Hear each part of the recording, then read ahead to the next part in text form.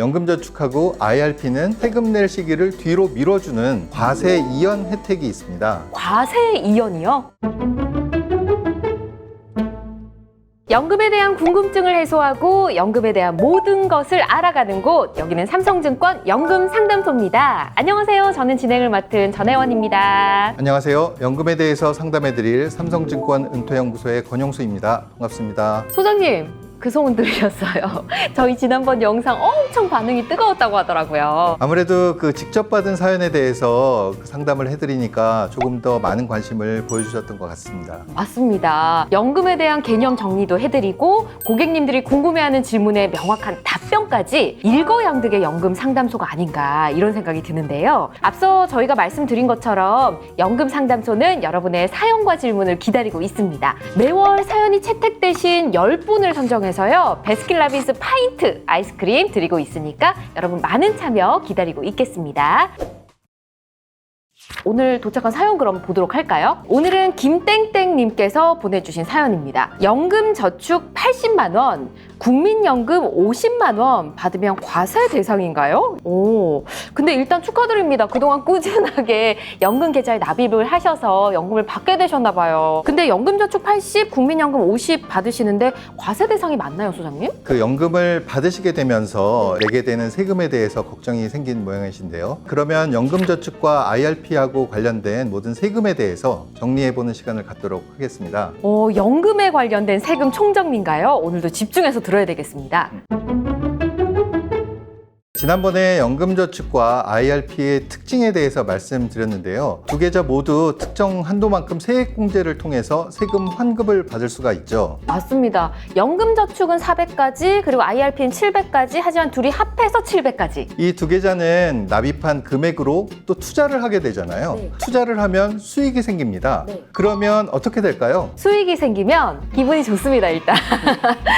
근데 저희가 지금 세금 얘기하고 있잖아요. 네. 세금을 내야 되나요? 맞습니다. 하지만 연금저축하고 IRP는 수익이 발생하면 네. 세금을 바로 내는 게 아니라 세금 낼 시기를 뒤로 밀어주는 과세 이연 혜택이 있습니다. 과세 이연이요? 네, 쉽게 설명을 해드리면은 일반적인 계좌에서는 수익이 난다면은 바로 이자 소득세나 배당 소득세를 내게 됩니다. 근데 연금저축과 IRP는 이 수익에서 난 세금을 바로 내지 않고 연금을 수령할 때에 연금 소득세로 내게 됩니다. 이 연금 소득세는 다른 세율보다 저율 분리과세 대상이기 때문에 일반적으로 이자 소득세나 배당 소득세보다 낮은 세율을 적용받고 연간 세전 1,200만 원까지 그 이내에서 수령했을 경우에는 종합과세에 합산되지 않는 분리과세가 됩니다. 그래서 다른 소득과 합산돼서 세율이 높아지는 그런 위험이 없다는 장점이 있습니다. 지금 딱 들으니까 장점이 굉장히 많은 것 같습니다. 한 가지 주의하셔야 될 게 있는데요. 연금으로 수령하지 않고 이걸 일시금으로 출금한다 그러면은 연금 소득세가 아닌 기타 소득세 16.5%로 좀 높은 그 세율로 과세가 되니까 연금으로 수령하는 게 당연히 좋겠죠? 아, 그렇군요.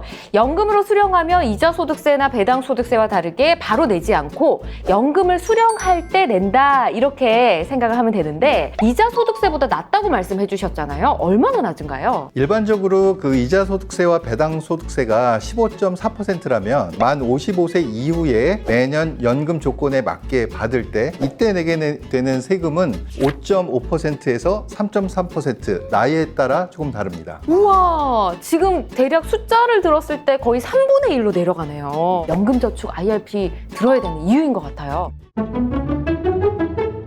그런데 그 국민연금을 포함한 공적연금은 종합과세 대상인데 연금 계좌에서 받는 연금소득은 연간 세전 1,200만 원을 초과하게 되면 종합소득 합산과세 대상이 되니까 이 점은 꼭 유의를 하셔야 됩니다. 원래는 합산과세가 되지 않았던 국민연금과 공적연금까지 다 합산을 해서 종합과세 대상이 되는 거죠. 그러면 이 한 달에 수령하는 연금이 100만 원보다 많으면 종합소득세에 합산해서 세금을 내게 된다. 네, 맞습니다. 그 연금저축과 IRP로 연금을 수령한 금액이 연간 세전 1,200만 원을 초과해서 종합과세소득이 된 경우에는 앞에서 말씀드린 공적연금 수령액을 다 포함해서 다른 종합소득과 다 합산을 해서 다음해 5월 말일까지 반드시 종합소득세 신고를 해야 됩니다. 아, 이 부분 꼼꼼하게 좀 체크를 해야 될 것 같습니다. 근데 연금소득이라고 하면 연금저축계좌나 IRP에서 연금으로 수령하는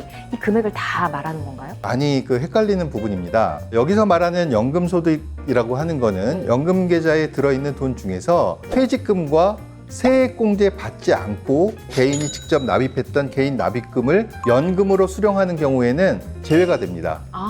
즉 연금저축이나 IRP, DC에 개인이 스스로 납입한 금액 중에서 매년 연말정산을 통해서 세액공제를 받았거나 또 연금계좌에서 개인 납입금과 퇴직금을 운용해가지고 얻은 그 수익에만 해당이 되는 겁니다. 또 한 가지 주의해야 될 게 있는데요. 전 금융기관의 연금저축 계좌하고 IRP에서 동일 연도에 수령한 거는 모두 합산이 되기 때문에 요거 꼭 기억하셔야 됩니다. 만약에 평생 사업소득이 아닌 근로소득을 받았다면 이 종합소득세 신고가 낯설 수가 있을 것 같거든요. 우리 시청자분들 중에서 연금을 수령하게 될 경우 이 부분을 좀 체크를 하셔야 될 것 같네요. 자, 지금까지 연금으로 발생하는 세금에 대해서 알아봤는데 우리 사연자분 질문에 대한 답을 또 정확히 드려야 될 것 같습니다. 네. 과세 대상이 되느냐 이렇게 물어보셨는데 거기에 대한 대답은 예스입니다. 연금을 수령할 때 과세 이연된 연금소득세를 내기 때문이에요. 제가 생각하기에